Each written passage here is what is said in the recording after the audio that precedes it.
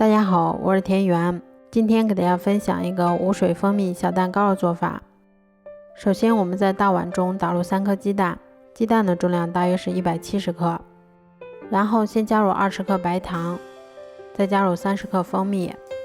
接着我们用电动打蛋器把它们高速打发10分钟左右，一直打发到提起打蛋器能够形成像这种倒三角的状态就可以啦。鸡蛋打好后，我们先往里面筛入100克的低筋面粉，然后用铲子像炒菜一样把它们上下翻拌均匀。这一步我们不要画圈搅拌，以免消泡，影响成品的蓬松。翻拌均匀后，我们再淋入15克的食用油，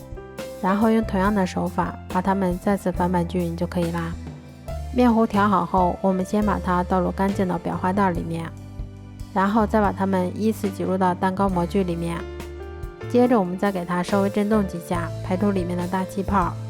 最后我们在表面再撒上一些白芝麻增香。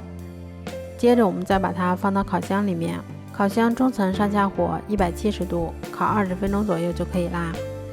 这样做出的无水蜂蜜小蛋糕吃起来非常的松软香甜，